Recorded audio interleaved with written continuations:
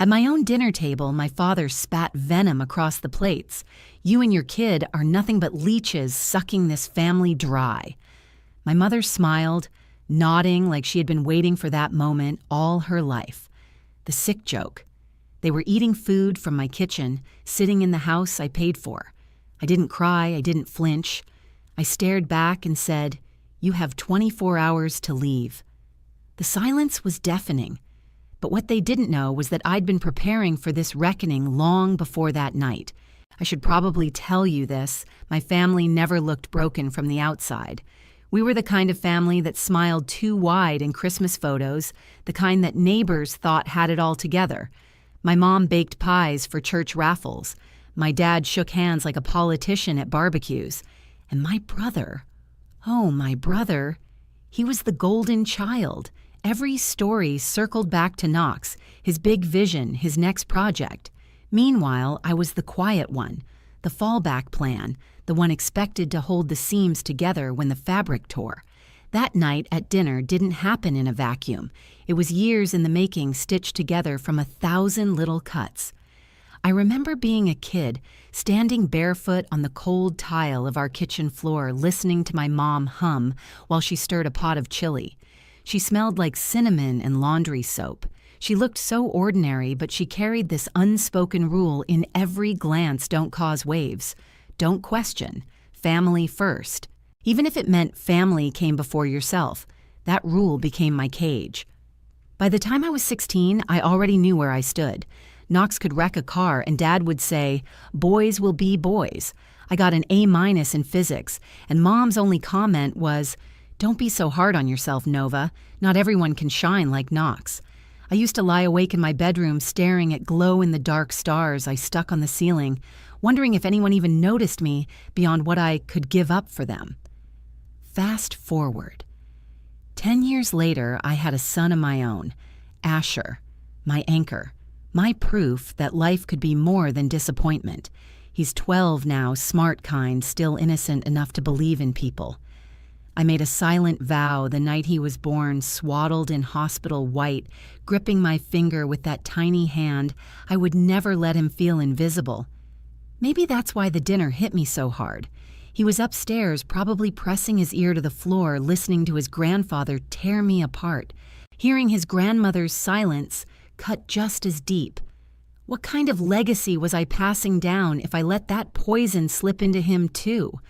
The house they insulted me in, that was mine. I worked for it. Long nights in the office code reviews that stretched into sunrise back-to-back meetings where I had to prove twice as much just to be taken seriously. I built every brick of that home on sacrifices no one in my family even asked about.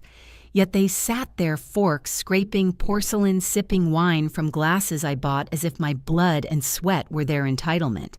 And the thing is, it wasn't the first time. The phone calls came in waves.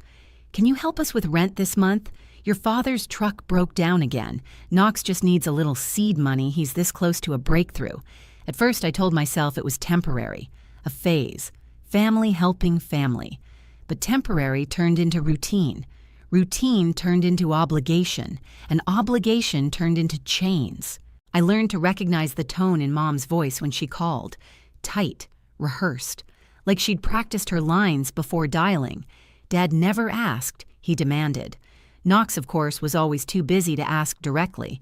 He let them do the dirty work while he pitched investors on the same half-baked dream he'd been recycling since college.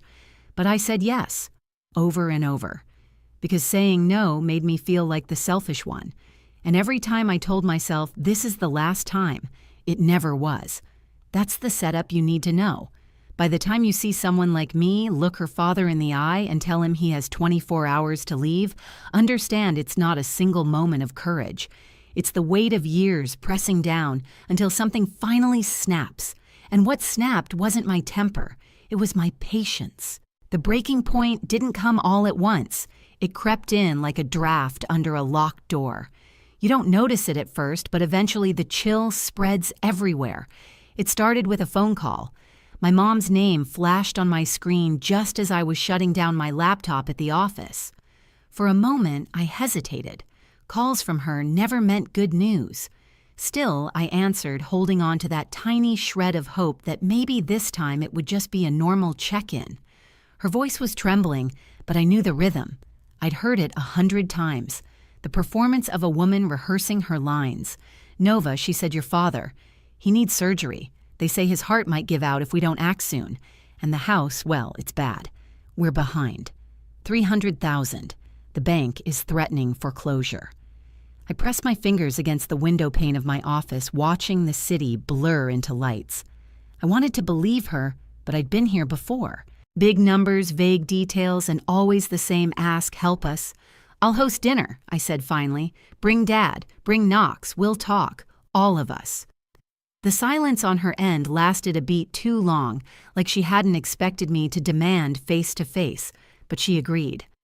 That night, after Asher was asleep, I sat at my kitchen table and scribbled rules onto a sticky note documentation.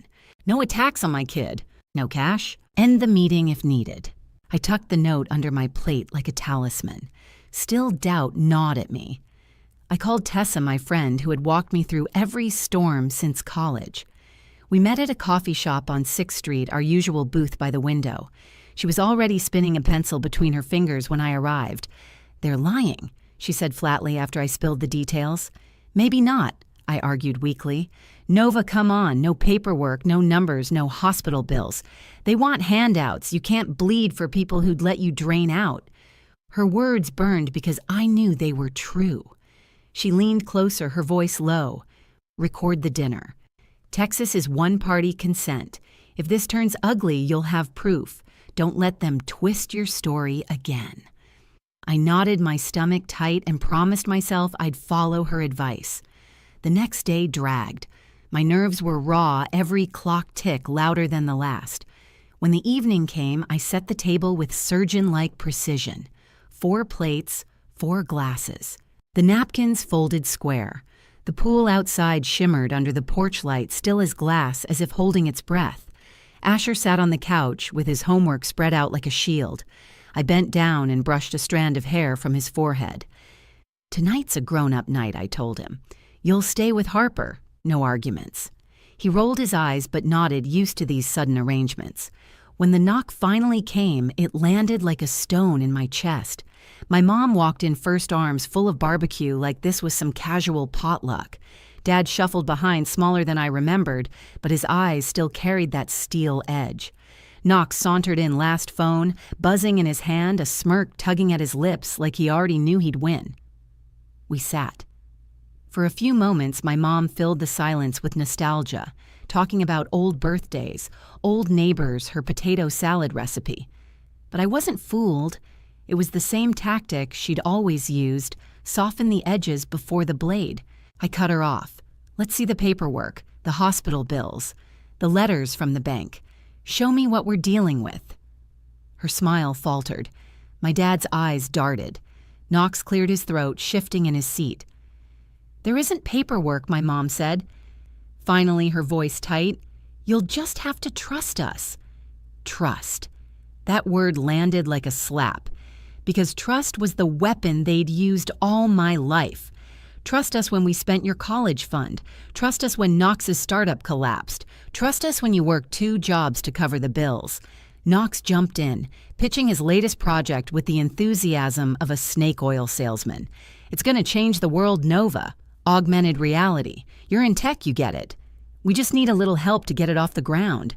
I stared at him, my jaw tight. He'd used my own career against me, like dangling a carrot he knew I'd never want to chase. And then my father broke. He slammed his hand on the table, rattling the silverware. "You make $350 a year, Nova. How can you sit there and watch your family drown?" My mother's voice was softer but more cutting. "Asher's a wilder, too. Don't you want him to know where he comes from?" That was the line that nearly did me in, dragging my son into their debt, their manipulation, their endless hunger. My hands shook under the table, but my voice came out calm, almost too calm. "No, I will not mortgage my son's future to clean up your mistakes. Not again." Knox scoffed, his face twisting. "You're just playing the victim. You got lucky, that's all. Some of us have vision. Some of us just scrape by." The room blurred around me. My mother's eyes hardened, my father's fists clenched. Their voices rose in a chorus of accusation, shame, guilt, and then Knox slipped. His words tumbled out faster than his brain could catch them. The debt? Most of it's mine. Mom and Dad just backed me up. The air went still, my mother's face drained of color. My father looked away. And in that moment, I knew this wasn't about a house or surgery. It was about Knox. It had always been about Knox. My mother's eyes flashed with something dangerous. "If you don't help, I'll go public," she hissed. "I'll tell everyone what kind of daughter you are. I'll drag Asher into it if I have to." The threat cut through me like ice. She was willing to weaponize my child. That's when something inside me clicked into place. Cold, clear, final. "You have 24 hours, I said again, steady as stone. The silence that followed was heavier than any scream, and in that silence I understood this wasn't just a family dispute anymore. This was war. After they stormed out that night, the house was too quiet. Not peaceful hollow. I could hear the faint hum of the refrigerator, the tick of the kitchen clock, but it all felt sharp like background noise cutting through my chest. I stacked their untouched plates into the sink one by one. Each clink of porcelain against steel was a reminder of how much of myself I had wasted trying to keep this family afloat. I should have felt relief, but instead I felt something heavier, grief. Not for them, for the illusion. Upstairs, Asher's room light was still glowing. He had come home from Harper's just before they left. He sat on his bed cross-legged doodling rockets in his notebook. When I stepped in, he didn't even look up. "Did they leave?" he asked quietly. "Yes," I said. "For good," I paused. "We'll see." He didn't answer, just kept sketching. A crude rocket ship with flames shooting from the base. I kissed the top of his head, forcing my voice steady. "You don't have to worry. I've got us." But I knew those words were just as much for me as they were for him. The next morning, my phone buzzed nonstop. Not calls, notifications. My stomach sank when I saw it. TikTok. My mother in full performance mode, her tears streaking perfectly down her face.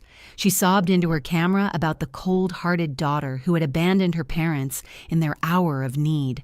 She flashed photos of me and Asher in front of our West Austin home, framed like evidence of my selfishness.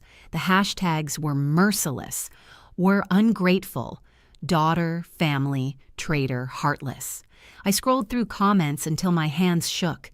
Strangers dissected me like they knew me. Some pitied my parents, others tore me apart. How can she do that to her own blood? Poor Dad, imagine being thrown out by your daughter. That boy deserves better. That boy. Asher. My chest clenched. If she dragged him into this circus, he'd be humiliated at school before he even knew what betrayal was supposed to mean. By lunchtime, the video had crossed 100,000 views. By dinner, 500,000. My coworkers glanced at me sideways in the office, whispers trailing behind me like shadows. My manager called me in, his voice gentle but prying. "Is everything okay at home, Nova? Do we need to be aware of complications?" I smiled tight. Lied, said it was under control. Inside, I was burning. Tessa didn't wait for me to call. She pulled me into our corner booth at the cafe, her laptop already open. Save everything, she instructed. Screenshots, links, timestamps. This isn't just drama anymore, it's defamation. Her voice was low but fierce. They want a war on your reputation. Fine, then you fight it with paperwork. So I did. I gathered every piece of evidence, her video, the comments, the emails that would soon follow. By the end of the night, I had a digital folder labeled case. It felt cold mechanical, but it also felt like armor. The following days blurred. My father sent texts begging for just a little bridge loan. Knox released his own videos spinning the story into a narrative where I had sabotaged his dreams for years. My mother escalated with more crocodile tears, hinting about my divorce, about Asher's broken family. But in the middle of the storm, Marin called, my real estate lawyer. Her voice was steady calm in the chaos. "There's a provision in your parents' mortgage," she said. 2 years ago, they refinanced. It's in default. The bank can sell to any qualified buyer without their consent. If you want the house out of their hands, Nova, now's your chance. For the first time in weeks, I felt oxygen in my lungs, a way out, not just defensive fence. The decision came quickly. I gathered financials, authorized Marin to move forward. Within days, the sale was underway. The East Austin house, the same house where my college fund had vanished into Knox's pipe dream, was about to become mine. It wasn't just real estate. It was a message. When the papers cleared, Marin drafted official notices my parents and Knox had 24 hours to vacate or face legal consequences. She also sent a cease and desist letter to my mother over the TikTok videos. Knox responded with rage, his texts full of insults calling me a traitor. My father tried bargaining, offering partial repayments he couldn't possibly deliver. My mother doubled down online, her followers egging her on. But their noise no longer pierced the way it used to. I hired a cleaning crew, changed the locks, and walked through the East Austin house like a surgeon dissecting an old wound. The air smelled of dust and regret. In the attic, they found a battered box tucked beneath Christmas ornaments and broken tools, inside my grandfather's original will. Bank statements, a letter addressed to me. My breath caught as I unfolded the letter. His handwriting was shaky, but clear. The money is for Nova's education. No one else's dream. No one else's debts. Tears blurred the page. Proof. Validation after years of being painted as the selfish one. I added it to the file. My arsenal grew. Meanwhile, Asher tried to keep up his normal life basketball practice science projects, his telescope pointed at the stars. But he heard the whispers at school. He asked me one night, "Why does Grandma hate us?" My throat tightened. "She doesn't hate you," I said carefully. "She just made choices that hurt us. And when people are hurting, sometimes they try to drag others down with them." He nodded slowly, too wise for 12. Then he went back to sketching rockets, his pencil scratching the paper like it could erase the weight in the room. That night, I sat alone on the back porch, staring at the pool's glassy surface. I thought about every sacrifice I had made, every boundary I had swallowed, and I realized I was done playing defense. My mother wanted to control the story. My brother wanted to rewrite it. My father wanted to guilt me into silence, but I finally had the one thing they couldn't twist the truth, written in ink, signed by the man who had believed in me more than anyone else. The next time they came home, I would be ready. Not with open arms, with paperwork, with proof, with the weight of every silent wound turned into steel. This time, the reckoning would be mine to deliver. Airports are strange places for endings. People think of them as beginnings, honeymoons, new jobs, homecomings. But for me, the Austin terminal became a courtroom without walls. Their flight home landed late afternoon. I stood just beyond the security rope, Marin beside me, a folder, tucked neatly under her arm. The smell of fried food and jet fuel filled the air. A TV above the gate blared muted news, but all I heard was the thud of my pulse. First came Knox striding off the plane like a man returning from victory, his phone already in hand, his lips twitching in some half-smirk. Behind him, my mom clutched a travel pillow, her face arranged in a performance of weariness. She must have practiced the entire flight.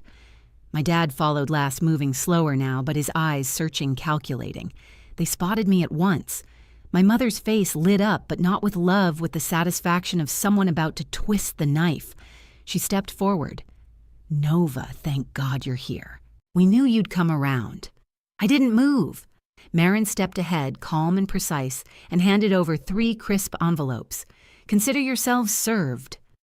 Confusion washed over their faces. Knox tore his open first, his eyes scanning the words until the blood drained from his face. He looked up, voice sharp, cracking the fragile calm of the terminal. "You bought the house." "Yes," I said, my voice steady. "It's mine now. Legally, you have no claim. And if you don't vacate by the deadline, the sheriff will enforce it." My father's jaw clenched. My mother blinked, stunned. Travelers slowed around us, curious. A little boy tugged his mother's sleeve and whispered, "What's happening?" Knox's volume rose, desperate to seize control of the narrative. "You're a thief. You've been against me since day one, always jealous, always trying to sabotage me." I stepped closer, my voice low but sharp enough to cut. "You mean since you stole my college fund? Since you promised the world and left me sleeping on floors while you played visionary?" Gasps rippled from strangers nearby, though they didn't know the details. They could feel the weight. Knox tried to hold my gaze, but his eyes darted. My mother jumped in, her voice trembling just enough to sound authentic. "We did it for the family, Nova. For you. You've become so cold. Can't you see we only wanted to survive?" I pulled a folded letter from my bag, the one my grandfather had written me. I held it up, the paper, yellowed but unshaken, in my hand. "This was never yours to spend. He left it for me, for my education, and you twisted his trust into your excuse." For once, her tears froze before they could fall. My dad stepped forward, his voice booming, trying to reassert his authority. "That's enough. You don't humiliate your family in public." I squared my shoulders. "You did that yourselves. Every lie. Every debt, every threat to drag my son into your mess. That ends today." Something broke in his eyes, then not remorse. Not yet, but fear. Fear of the one thing they had never expected my refusal to bend. Marin spoke again, her tone professional, unshaken. "You've been notified. Further contact outside of legal channels will be considered harassment. Violating the order will result in immediate escalation." A circle had formed around us, now strangers pretending not to watch while openly listening, phones discreetly angled, recording. The humiliation they had once used against me was now theirs to carry. Knox exploded, his voice raw. "You'll regret this. You think you're better than us because you got lucky you'll be nothing without family." I stepped in close enough that only he could hear. "I already am better, because I chose not to become you." His face twisted, fury flashing, but his hands stayed at his sides. He wasn't brave enough to risk the cameras. My mother finally tried one last angle, her voice breaking. "Please, Nova, don't do this. We'll lose everything." I met her gaze, and for the first time I felt nothing. Not anger, not pity, just freedom. "So did I. When you took it from me at 18, now it's your turn to live with the cost." The silence that followed was the kind that cracks the ground open. My father's shoulders sagged. My mother's face collapsed in on itself. Knox stood trembling, his mask shattered. Security approached, alerted by the raised voices. Marin stepped forward, explaining, handing over documents with practiced efficiency. The officers nodded, their presence sealing the confrontation like a gavel strike. As they were escorted toward baggage claim, my mother twisted back eyes, searching mine for any last flicker of weakness. There was none. I stood rooted, my hands steady, my breathing even. For the first time, the weight wasn't on me, it was on them. When the crowd finally dispersed, I sank onto a bench, my body shaking from the adrenaline. Marin sat beside me, her hand light on my shoulder. "You did it," she said simply. But I knew it wasn't over yet. Public battles have aftershocks. Reputations don't die quietly. And as much as I wanted this to be the end, I could already feel the tremors of what would come next. Still, for that moment, in the buzzing chaos of the airport, I allowed myself something I hadn't felt in years: victory. Not the kind you celebrate with champagne or confetti, the kind that comes from surviving a war you never chose and realizing you finally held the power. And as I walked out into the Texas sun, my phone buzzing in my pocket, I thought of Asher, of his rockets and his quiet resilience. And I swore to myself, no matter what storm came next, I'd face it with the same steady resolve. Because now I knew I could win. The days after the airport felt strange, like stepping into a house where the furniture had been rearranged. Everything looked familiar, but the weight had shifted. For the first time in years, my phone didn't buzz with my mother's demands, Knox's pitches, or my father's booming threats. The silence was almost unnerving, but it didn't last. The fallout came quickly. My mother posted one last video.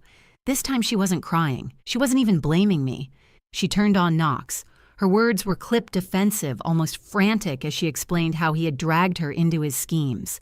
She begged her followers for forgiveness, admitting she had gone too far. It should have felt like vindication, but all I felt was emptiness. When your own mother uses social media as a confessional booth, you stop craving her apologies. Knox spiraled. His videos grew erratic, the confident swagger slipping into desperation. He railed about betrayal, about how I had stolen his shot at success. But the numbers didn't lie. His startup was gone, his credibility fractured, his parents' house no longer his stage. Eventually, even his followers stopped caring. And my father. He did the one thing I never expected. He went silent. No calls, no texts. He faded out of the picture like smoke dissipating after a fire. Meanwhile, the court process unfolded. Marin guided me through each step, her calm precision, a shield. The will, the IOU, the refinance papers, they painted a story that couldn't be denied. The judge ruled in my favor, ordering the property secured and protecting me from further harassment. Financial restitution wasn't possible. The money had long been burned through. But the recognition mattered.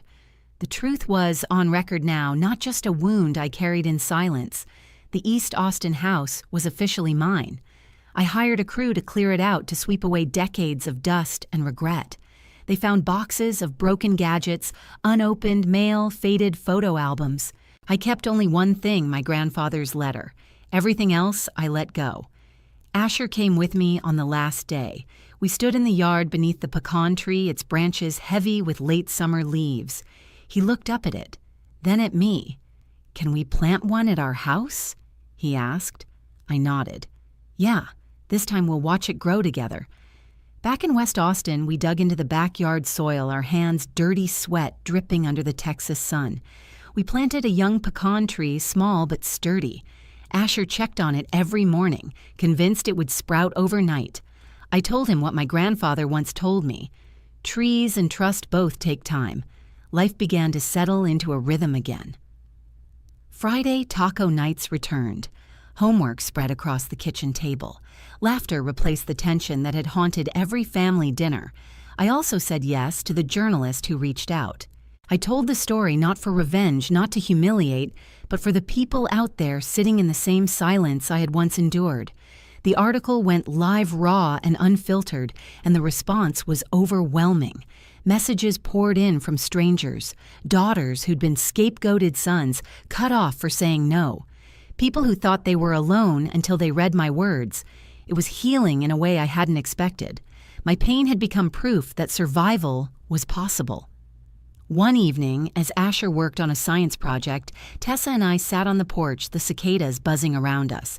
She leaned back, sipping iced tea, and said, "You know you could make this your work. Helping people like you, like your mom, tried to destroy. Turn this fight into something bigger." I thought about it. About law advocacy community work, about channeling the scars into something useful. For the first time, it felt possible. Later that night, I tucked Asher into bed. He slid a drawing under his pillow, a rocket ship aimed at Mars, flames bright, the stars scattered above. I kissed his forehead and whispered, "You're free to dream, Ash. No one will take that from you." And as I turned out the light, I realized the truest victory wasn't winning against my family. It was building one with my son, rooted in love, protected by boundaries, watered with truth. The pecan tree outside would take years to bear fruit, but it was ours, and so was the future. Family is supposed to mean safety, protection, love. But sometimes the people who share your blood are the first ones to wound you. I spent years carrying their betrayal like a second skin, convincing myself that if I just gave a little more, maybe one day they'd finally see me. They never did. And that's the truth I want you to hear. Love without respect isn't love at all. It's control. I chose peace. I chose my son. I chose to stop apologizing for protecting the life we built. And if you've ever stood in that same space, torn between your own survival and the family who should have been your shelter, know this: you're not alone. Sometimes the bravest thing you can do is draw the line and not step back. If this story reached you, if it stirred something you've carried quietly, tell me in the comments. share your story. Because when we speak, we remind each other that silence doesn't win. And if you want more stories like this, subscribe. It means more than you know.